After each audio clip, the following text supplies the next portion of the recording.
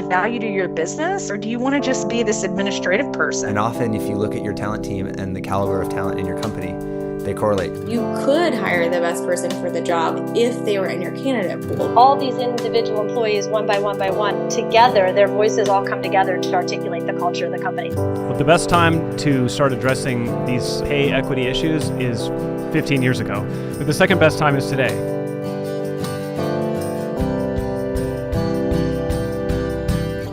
Good afternoon, ladies and gentle persons. We are back yet again from the cozy confines of the Hiring on All Cylinders booth here at the Venetian at HR Tech 2017. The coffee is flowing, the guests are rolling, and I am all out of rhymes. But lucky enough, we have our wonderful co-host here, Britt Ryan. Good afternoon, Britt. How's it going? Hi, Sean. Good. How are you doing? I'm doing pretty well. Excited for our next guest. Our next guest here is the chief economist at Glassdoor and just wrapped up his participation on a panel titled The Real Economists of HR Technology Using Big Data to Drive HR Decision Making, and has been cited in a whole slew of things like U.S. congressional testimony, featured in numerous press applications, and today is gracing the airwaves of Hiring on All Cylinders. Andrew, welcome. It is great to be here. Thank you. Awesome. Thanks so much for coming. Well, would love for you just to kind of tell us a little bit about the panel you were just on and how that fits into HR decision making. Yeah, well, I run the research group at Glassdoor, so I do a little bit of data science, and then I write studies trying to teach people in the HR community what works and what doesn't with hiring, how to keep people engaged, how to retain your people long term. So the panel we were talking about here was 4 economists from different companies in the HR space, sort of sharing lessons about what we see going on in hiring, what are the trends and skills in the labor market, in employer brand, and how it affects who's looking at your jobs and so on. So that was it. We were really just trying to encourage people in the HR space who are often down in the weeds, doing kind of like practical nuts and bolts work, trying to encourage them to step back and be more scientific and use the data to do a better job with managing people. That's so interesting, Andrew. And I think that it's, sometimes Intello's in the Bay Area, Glassdoor is in the Bay Area, and we're surrounded by a lot of startups and a lot of companies that are thinking in a really progressive way. And so, I am so interested because you're looking at things not only from the U.S. labor market, but looking at things globally. What are you seeing in other industries with companies around the world around how they're using data and what that evolution looks like for them? Well, one bellwether to watch for who's using data is to look who's hiring software engineers. This is always like the first person in the door as soon as people start doing serious things with their data and they want to turn it into a process that helps their business. So when we look at that, the big shift over the last 5 years has been industries like retail and manufacturing hiring more and more software engineers. And so that's a clue about what's going on. So in the retail world, of course, it's Amazon and Walmart, eating everyone's lunch when it comes to retail, using data to improve their logistics. In the manufacturing space, many manufacturers are getting smaller and leaner and doing things in a more automated fashion.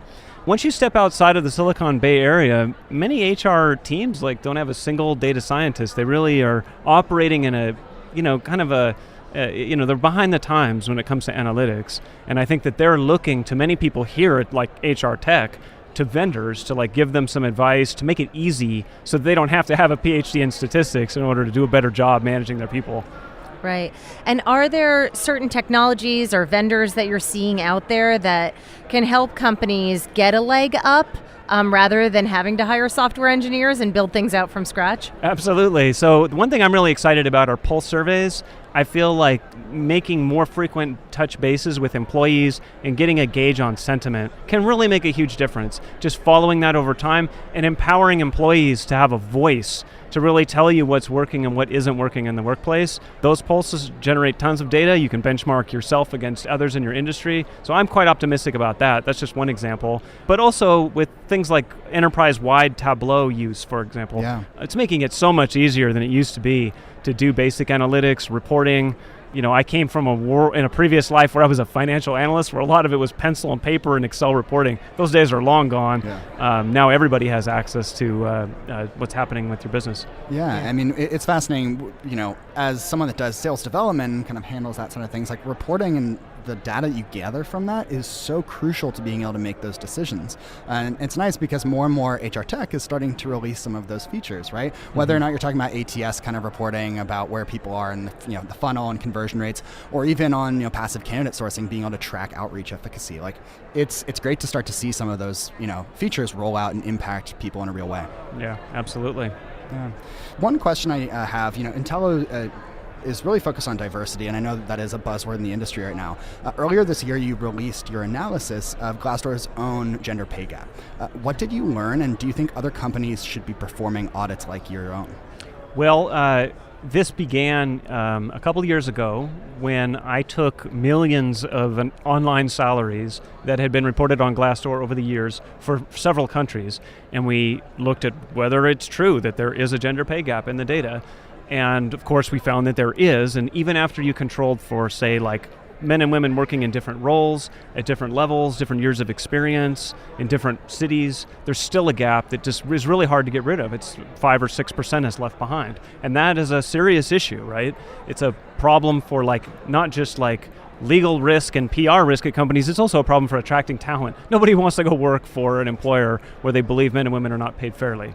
So at Glassdoor, we tried to take our own medicine and we analyzed our own payroll data. I did the same analysis for our company that we did in that study, and we released it publicly. And then we opened a pilot program where we allowed other companies to turn over their confidential payroll data to us. I would study it, run it through my model, and return back to them the results. And so 3 companies did take us up on that. It was a really interesting experience to see inside, to see companies really making a good faith effort to do something about this and to use data to study it. It's been a really interesting experience. I mean, if you don't look at the data, there's no real way to have a conversation about what's going on. That lack of transparency has been a real problem for pay fairness forever. And it's only in very recent years that there's been transparency for the first time where people can actually measure what's going on, and that gives them a plan for how to address it. What are some of the things? I think it's fantastic, and there are small things, whether we've seen it in Massachusetts or even for Intello now, we're not asking people, tell me what your current compensation is so that we can gauge whether or not they'll fit into the job. But what are the things that are actionable based off of that? And the reason that I ask is kind of big picture. If somebody comes back and says, you need to invest $2 million in your employee base and you have 50 employees in order to get this all right, and you don't have that many, what are some of the things that you can do to kind of take baby steps to get to a better place? Well, the best time to start addressing these pay equity issues is 15 years ago, but the second best time is today, right? It's very hard to resolve overnight if you find that you have a big problem, but what you can do are change the top of funnel processes with hiring and recruitment that can help close it going forward. That'll make your life a lot easier in the future. One of the big contributors to a gender pay gap today is what you call occupational segregation, which is just that men and women tend to major in different subjects in college, and that leads to different rates of application for different jobs, and that carries over into a pay gap. So one way to solve this is pay less attention to college majors, for example, and pay more attention to skills. So if you need a UX designer, maybe they don't necessarily have to have a software engineering background or a technical background. Maybe they can come from a more creative field. You might be surprised that they'll be just as good of a fit in that role. Aside from that, I mean, just on an ongoing basis, just making a commitment to being transparent with your employees, that can have a really cleansing effect and can encourage you to solve problems early before they become a lawsuit, become a big PR disaster waiting to happen. So interesting. We've been hearing from several people now as we've been podcasting at HR Tech. It seems like there's a trend that's really moving towards focusing on skills. Can you talk a little bit more about that? Like, how are you doing that at Glassdoor? Or what are some of the advice that you have to, if you think about making that transition where it's not about your degree or the past job that you had, but really the skills that you bring? Well, that's absolutely true. The skills landscape is changing very fast, and it is becoming more important to find people who have demonstrated skill rather than just a signal of a degree. The hard part is most of what we know about skills that people say they have is self-reported. And just when I say I have a skill, if I tell you, say, that I can write Python code, there's different levels of that skill, right? Like there's some people who are pros and some that are just beginners. So there's a gradient on each of these skills that makes it very hard to do. My opinion is that one of the things companies should be doing today is paying attention to ways that they can build skills with their existing employees. So having a conversation, asking people like, what are they really passionate about? What do they want to do with their careers? And what are the skills that are like that they don't have today, that if they got them, it could help them attain those things. That has all kinds of benefits. Like it helps drive engagement, makes people feel like they have an upward arc at their company, and it can also reduce turnover, right? Like if, for people to take the next step in their career, they can stay inside your company and just get better skills. They don't have to necessarily make the jump to the competition. So that's my basic take on skills, is that in this day and age, like people need to be constantly building them, and employers can get some unexpected benefits from it in terms of retention and people just being happier with their jobs. Mm-hmm. Yeah, absolutely. I mean, I know, working with people fresh out of college, it's like kind of how to develop those internal skill sets so that they can kind of find what makes them happy, because if you're a happy employee, obviously you're going to be that much more successful and effective at whatever job you're doing. Yeah. Do you think that kind of grooming of skills can be done in any size startup, or do you think it needs to be at maybe a certain size company to kind of be able to afford that program? I think having a formal learning program is going to be hard if you're a very small company. Mm-hmm. But even small companies today can carve out a certain amount of time per year where people can do Coursera courses or things online. You don't necessarily have to have an internal curriculum and a person who shows up with a full instructional curriculum. So basically the way economists think about skills is it's part of human capital is what they call it. So just like a physical machine that depreciates over time as it gets used more, your skills do depreciate at some rate over time. And so in order to keep your machines running, you have to change the parts and change the oil and do maintenance. To keep your people running and to keep their skills fresh, you have to invest a certain amount. So I think when I talked about skills that way to our HR director at Glassdoor, I could see that it was changing the way they were thinking. They were realizing, wow, even just to keep people steady at their current skill level, we have to be putting back in. You can't just drain out of people. You've got to invest back in and help them rebuild. Yeah, that's you're touching on a point for me, because I am probably one of the more mature people at Intello. And I have people on my team and I am in awe of them and the work that they do and the things that they produce. And so I think as we all continue to evolve and look at the different skills that we can bring to the table, it's also going to change sort of over your lifetime as a member of the workforce, which leads me to something kind of like turning the tables a little bit. But like I said, I'm so impressed by the aptitude that some of my colleagues have. And then you hear about AI and people think like, well, what does this mean? Like, is this something that's going to then ultimately replace all of these skills that I have? And is there value in me continuing to evolve and to gain these skills? And, I know that you've written some things about this, and so really curious to get your insights. I have. A lot of people are fearful of artificial intelligence, machine learning, and automation, and the impact on the workforce. Are we all going to lose our jobs? Are we all going to be replaced by a robot? So my perspective as an economist is when you look at the research and you look at the history of innovation and technological change, it's completely clear. Innovation and automation almost always creates more jobs in the long run than it ends up destroying.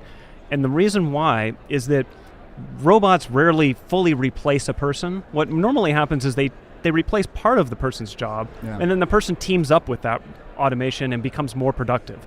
And those productivity gains at companies allow them to expand and ultimately hire even more people. So that's really the dynamic that we see for like when you look at centuries of innovation. That's how it's always gone.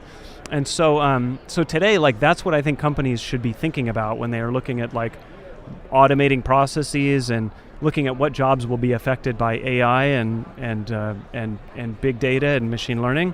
They should be looking at ways that they can change those people's roles so that it frees them up to do other things. So I'll give you a great example of this. ATMs in the 1980s scared a lot of people in financial services. They thought, what is going to happen to bank tellers? And they thought there would be wholesale layoffs. Today, there are more bank tellers employed than there were in 1985. Because what has happened is that by having ATMs do the worst part of the job of a bank teller, which is like taking deposits and giving people cash, it has freed up tellers to become salespeople for financial services and personal bankers. And it's improved both the job of the bank teller, it's made banks more profitable, and it has allowed banks to open more branches ultimately as a result. So that's the kind of model that we should be looking at for how AI will change hiring and self-driving vehicles and other things. It's going to create a world with more like hybrid roles. I don't expect that we're all going to have nothing to do. That's phenomenal. Well, also, you actually just retweeted an article on Quartz about German manufacturers and robots, and kind of that it's actually not leading to job losses. So if you're listening out there and you want to read more about this, check out Andrew's Twitter. You can find that at it's AD Chamberlain. Yeah, is that right? That's me. Okay, yeah. Perfect. And we'll make sure to tweet and retweet and all that good stuff. So if you're listening and would like to learn more, please check it out. Andrew, this has been so much fun. Thank you so much for joining. Thank you for having me. This is a lot of fun. Absolutely. Thanks.